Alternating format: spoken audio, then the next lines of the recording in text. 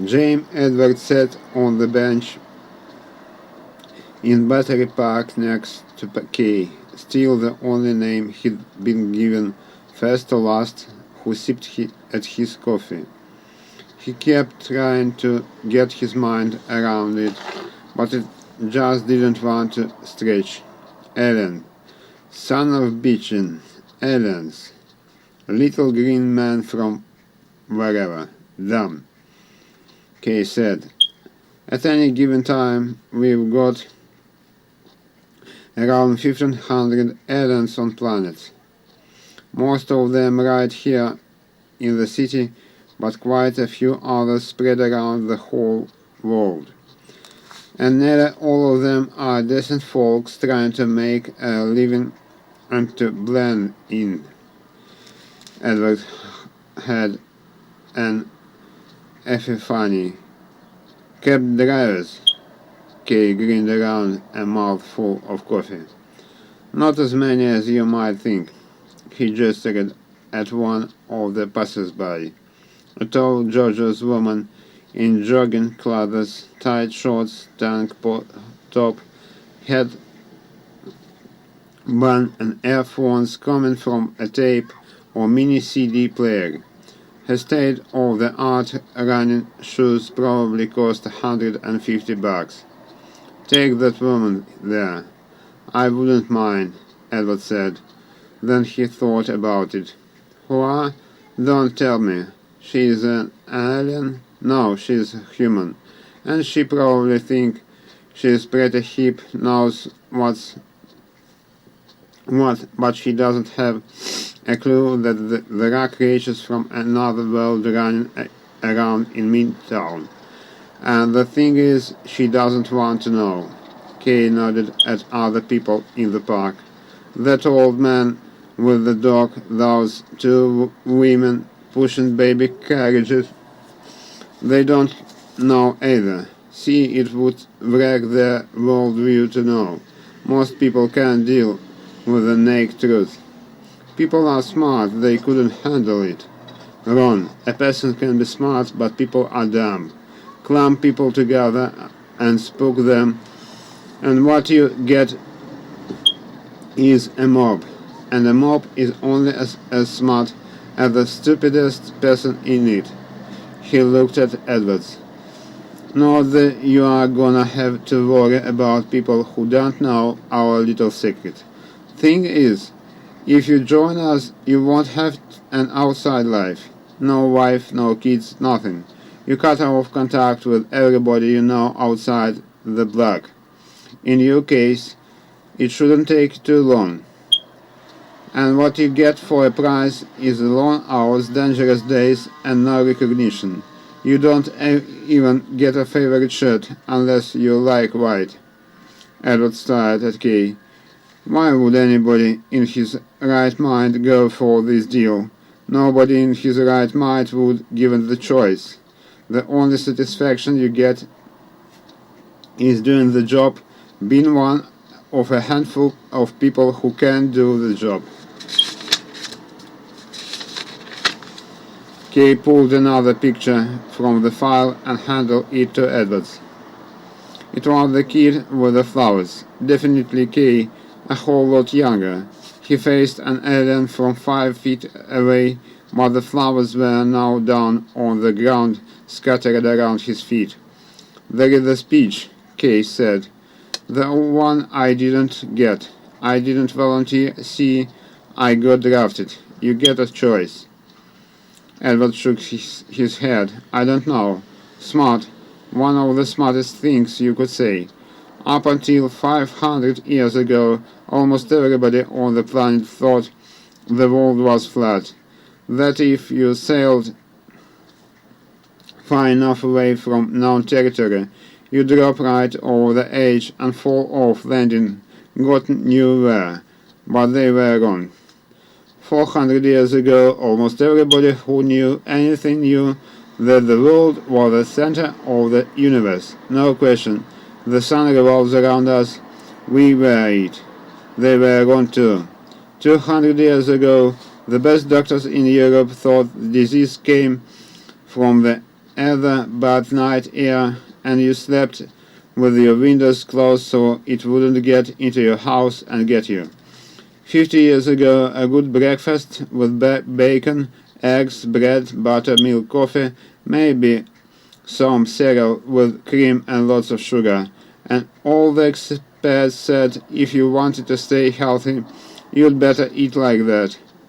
You have a point, Edward said. Yeah, 100 years from now, whoever is here will probably pee themselves laughing at what we believe. Thing is, we don't live in the future, we live in the now. And now the truth is, we have aliens walking around on our planet. Only a handful of people know this, and at the moment you are one of them. You are like the guy who knew that the world was round when nobody else believed it. The guy who knew James caused disease, that the earth wasn't the center of the universe, that bacon and eggs will clog up your arteries and kill you deader than black plastic.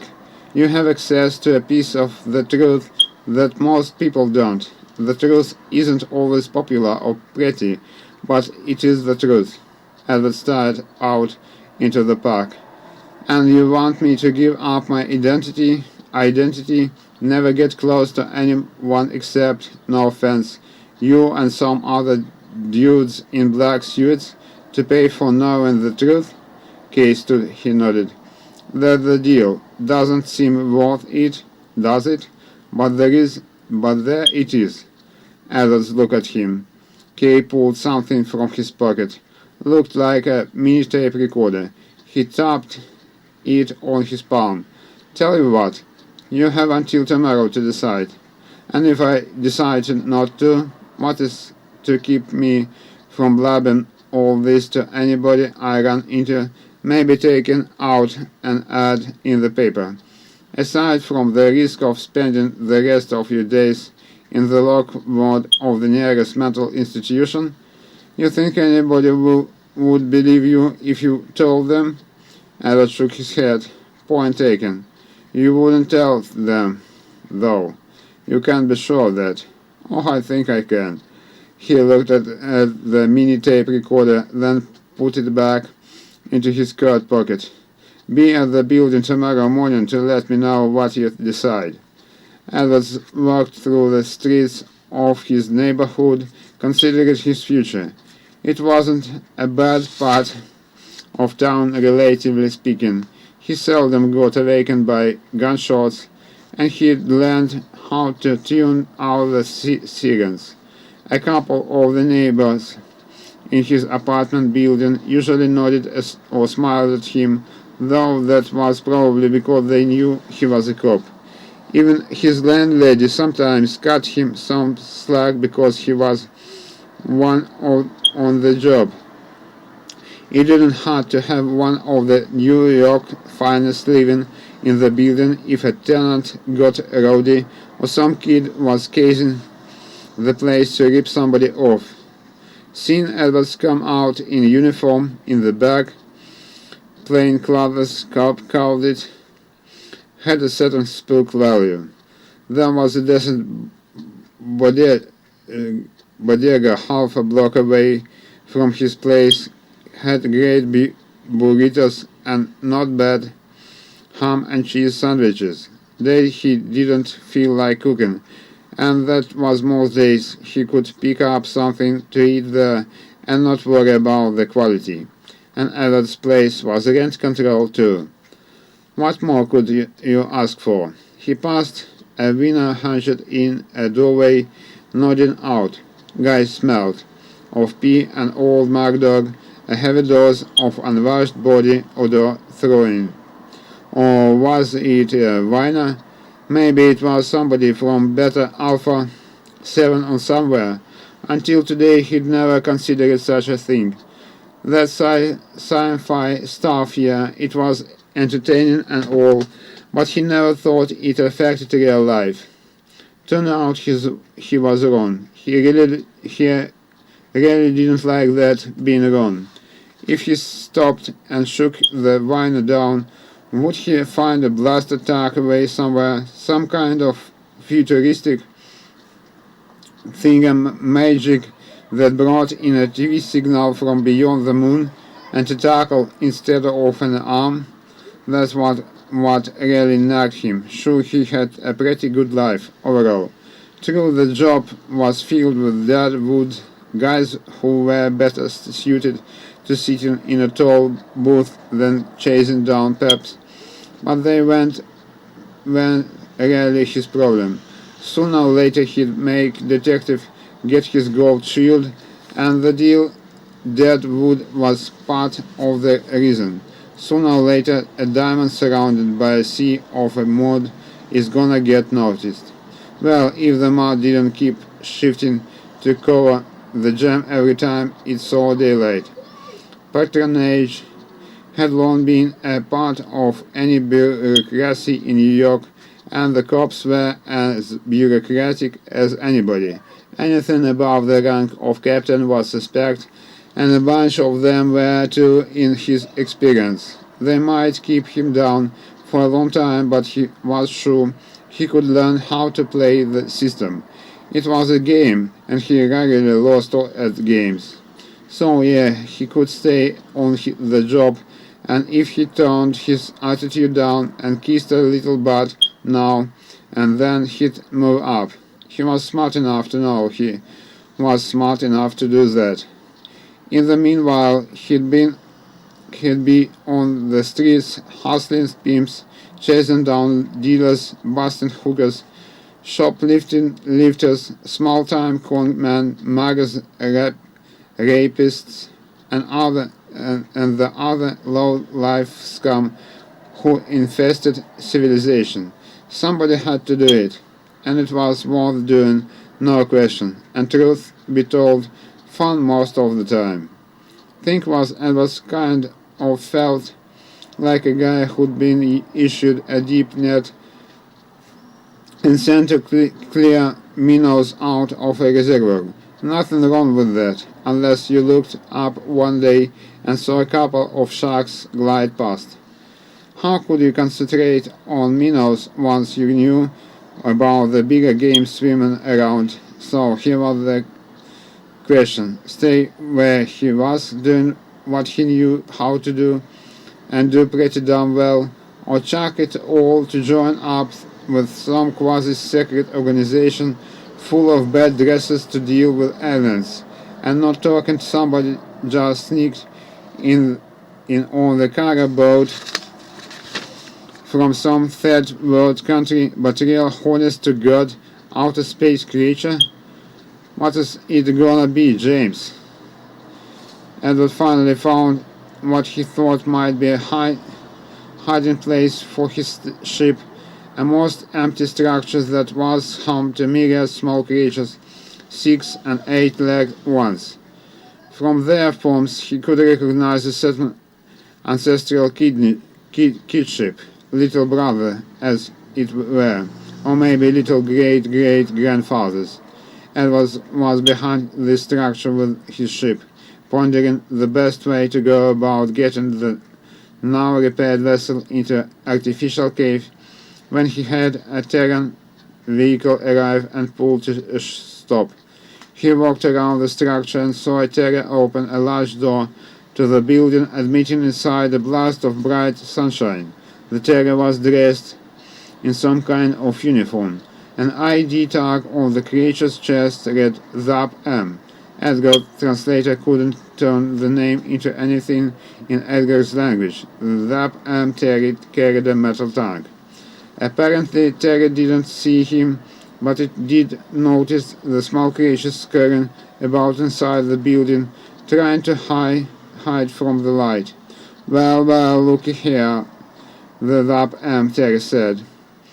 He set the metal tongue down and unfurled a thin hose from it. He put some kind of breathing mask over his face. He turned a valve on the tongue. A vapor spewed from a nozzle on the end of the tongue. The Terra began to spray the substance into the building. Edgar sniffled at wisp of the escaping spew. Not a bad scent, rather invigorating, actually, compared to the blunt nitrogen, oxygen, and a few trace elements atmosphere. How the gas seemed to have a deleterious effect on the scattering small ones. They began falling over. Some kind of an intoxicant? Some kind of poison? What do you think you are doing? Edgar asked. The terrier started and turned to look at Edgar. Oh, hi. I'm just taking care of your pest problem. He waved the nozzle at the small ones. They're gonna be history in a few minutes. Really, this was too much. He was killing the little brothers. Edgar said, pest problem. Yes, I had noticed. This problem is filled with undeveloped and addled murderous pawn scum, scaring about their short, pointless lives as though they mean something. Zap and Terry said, well, yes. Do you want to get rid of them? Oh, indeed, in the worst way. With that, Edgar grabbed the creature's breathing mask, ripped it off, then shoved the nozzle of the spraying device into the terrier's oral cavity. Zap emptied a shock gauge, then fell to the ground.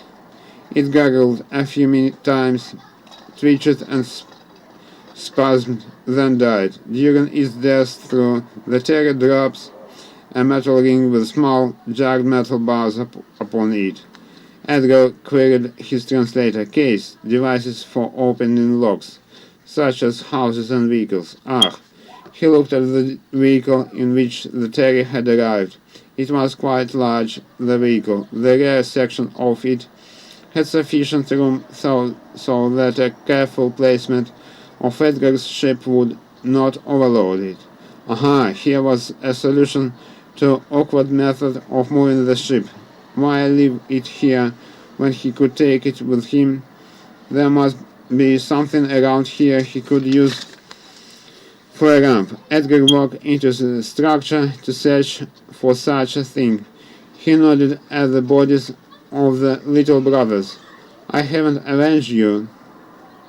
I have avenged you, he said, and crossed the bridge in the knowledge that this terror is but the being. Edward saw the old guard from the day before sitting in the same chair, reading what looked like the same comic book. He was something other than he appeared to be. Was he something other than he appeared to be? The guard looked up, nodded. A second later, the elevator opened, and Kay stood there looking at Edwards. He raised an eyebrow. Edwards took a deep breath, blew part of it out, nodded. I'm in, he said. Kay grinned. Edwards saw him put that little tape recorder into his pocket. This way, Kay said. Edwards got onto the elevator, wondering how the guard had summoned Kay. This time the elevator began to descend when Kay touched a control. One thing, Edwards said. I'm in because I don't want to be one of the sheep walking around staring at the ground. But before you beam me up to the mothership, a couple of things I want to get straight. You chose me for my skills, but as of now, you can seize with all that son or kid or short or sport shit. Isn't that cool? Cool, Slick, Kay said. But cool, Slick, Kay said. But as to all those skills of yours, the elevator stopped and the door slid open. Well, as of now, they don't mean a whole hell of a lot. Edward said. The elevator had opened onto a huge multi-leveled atrium, kind of 60s in design, sleek, uncluttered, manned by humans and aliens.